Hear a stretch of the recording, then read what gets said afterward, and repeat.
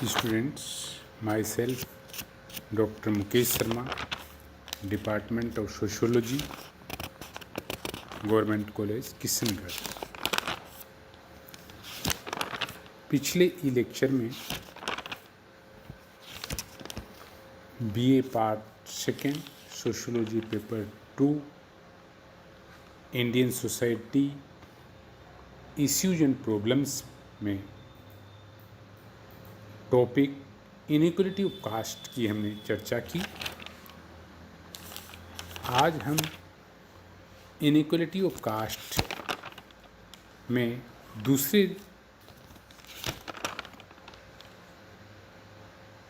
ई lecture के माध्यम से अध्ययन करेंगे।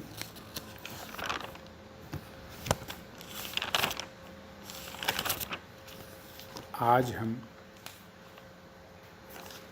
इनइक्वालिटी ऑफ कास्ट के अंतर्गत जाति की परिभाषा एवं अर्थ, definition and meaning of caste के बारे में विभिन्न समाजशास्त्रियों के विचारों के बारे में चर्चा करेंगे। जैसा कि हम जानते हैं, जाति का शाब्दिक अर्थ एटिमोलॉजिकल मीनिंग ऑफ कास्ट, अंग्रेजी भाषा के शब्द कास्ट का मतलब होता है, अर्थ होता है जाति। पुर्तगाली शब्द कास्टा का मीनिंग कास्ट।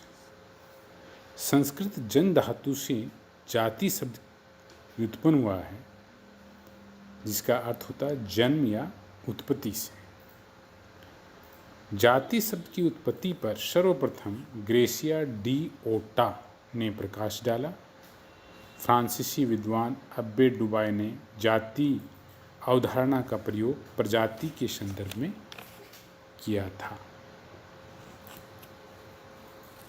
जाति जन्म या वंशानुकरण पर आधारित होती है, अर्थात caste was based on birth और हेरिडिटी। इस संबंध में प्रसिद्ध समाजशास्त्री C.H. कुल्ले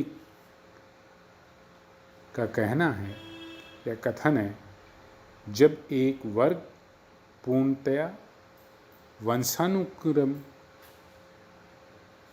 वंशानुक्रम अर्थात हेरिडिटी पर आधारित होता है तो उससे जाति कहा जा सकता है।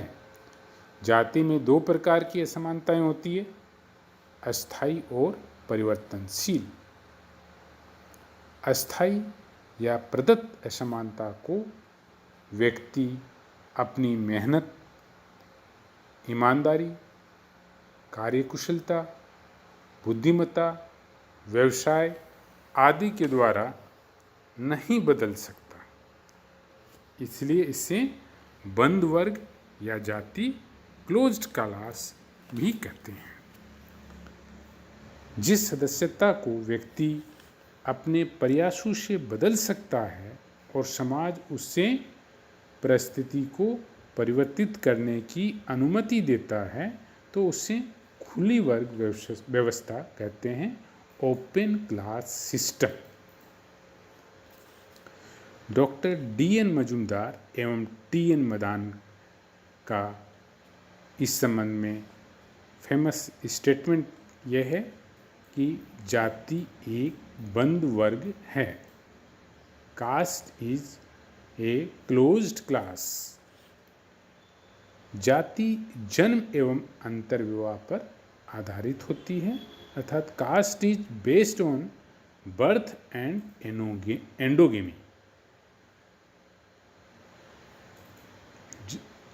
इस संबंध में केटकर ने कहा है, जाति एक सामाजिक समूह है जिसकी दो विशेषताएं होती है। केटकर के अनुसार पहली, सदस्यता जन्म पर आधारित, मतलब membership is based on caste. दूसरा, सदस्य एक कठोर सामाजिक नियम द्वारा समूह के बाहर विवाह करने से रोक दिए जाते हैं, जिसको एंडोगेमी कहा जाता है, अंतर्विवाह।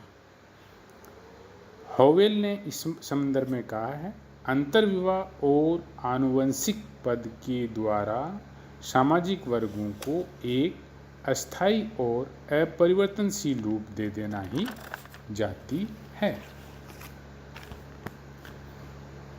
जाति व्यक्तियों अथवा परिवारों की विशिष्ट विशेषताओं का संकलन है।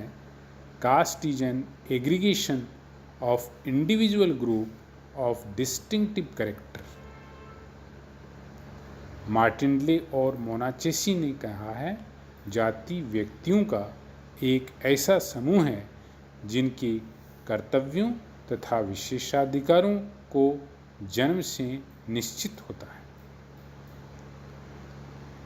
हटन, जिन्होंने अपनी प्रसिद्ध पुस्तक कास्ट इन इंडिया में जाति की मुख्यतः 3 विशेषताएं का उल्लेख किया है। पहला, जाति जन्म पर आधारित। दूसरा, जाति में अंतर्विवाह होता है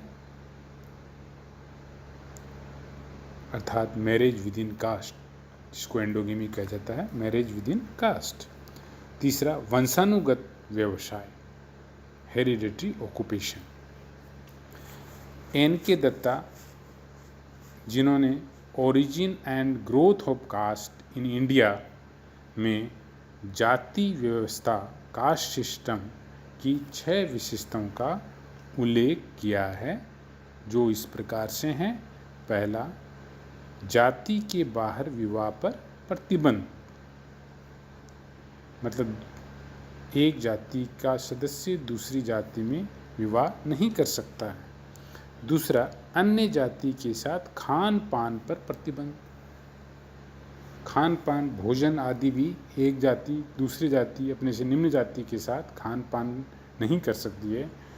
और तीसरा विशेषता बताया, जाति के व्यवसाय निश्चित होते हैं। प्रत्येक जाति का व्यवसाय हेरिडिटरी होता है और वो व्यवसाय वंशानुगत चलता है। 4th पॉइंट इसमें यह है, जातियों में ऊंच नीच का संस्करण या उच्चता निम्नता का भाव होता है, जिसमें हायरार्की होता है, संस्करण होता है। 5th पॉइंट है, जाति वंशानुगत होती है। और 6th पॉइंट लास्ट में यह है, संपूर्ण जाति व्यवस्था ब्राह्मणों की प्रतिष्ठा पर आधारित होती है। इसी प्रकार से GS घुरे, जिन्होंने अपनी पुस्तक, उनकी ये प्रमुख पुस्तक है जिसका नाम कास्ट, क्लास एंड ऑक्यूपेशन है, उसमें भी उन्होंने जाति के बारे में 3 फीचर्स, विशेषताओं का उल्लेख किया है। पहला, समाज का खंडात्मक विभाजन। दूसरा, संस्करण, हायरार्की अर्थात उच्चता और निम्नता का भाव होना। तीसरा, खान पान एवं सामाजिक सहवास पर प्रतिबंध। 4th पॉइंट, विभिन्न जातियों की नागरिक तथा धार्मिक निर्योग्यताएं तथा विशेषाधिकार। 5वां, व्यवसाय के स्वतंत्र चुनाव का अभाव। और 6th पॉइंट लास्ट में, विवाह पर प्रतिबंध। अब हम देखेंगे कि असमानता का निराकरण, क्या सामाजिक असमानता की समाप्ति की जा सकती है? ये बहुत प्रमुख मुद्दा है। कुछ समाजशास्त्रियों का विचार है कि आदिकालीन समाजों में असमानताएं विद्यमान नहीं थी। इनकी उत्पत्ति ऐतिहासिक विकास, हिस्टोरिकल डेवलपमेंट की प्रक्रिया से हुई है। और चूंकि असमानताएं परिस्थितियों में परिवर्तन आने के फलस्वरूप हुई है, अतः यदि परिस्थितियों में परिवर्तन लाया जा सके तो असमानताओं का निराकरण हो सकता है। इराडिकेशन ऑफ इनइक्वालिटी के संदर्भ में मार्क्सवादियों का विचार है कि आर्थिक संरचना ही असमानता का मौलिक कारण है। अतः आर्थिक जीवन में यदि निजी संपत्ति की व्यवस्था को समाप्त कर दिया जाए तो असमानता का निराकरण किया जा सकता है। ये मार्क्सिस्ट लोगों का विचार है। एक संघर्षवादी विचारक शुम्पीटर भी असमानताओं का निराकरण असंभव मानते हैं। इनके विचारों से असमानताओं की उत्पत्ति मनुष्यों की असमान क्षमताओं, योग्यताओं और प्रतिभाओं के कारण होती है। परिवारों का उत्थान पतन असमानताओं का स्रोत होता है। अतः जब व्यक्ति की बौद्धिक क्षमता समान नहीं है तो सामाजिक असमानताओं की समाप्ति कैसे की जा सकती है? इस संबंध में डेविस व पार्सन्स का कहना है, असमानताओं को प्रकार्यात्मक कहते हैं जो समाज के लिए अत्यावश्यक है। अतः चूँकि प्रकार्यात्मकता की समाप्ति नहीं की जा सकती है, अतः असमानताएं भी समाज में विद्यमान रहेगी। जैसा कि हम जानते हैं, प्राचीन काल हो, चाहे वो लोकतांत्रिक समाज हो, साम्यवादी समाज हो या पूंजीवादी समाज हो, सभी में हम असमानताएं देखते हैं। लिंटन के विचार में सामाजिक जीवन के स्थायित्व के लिए असमानता अनिवार्य है।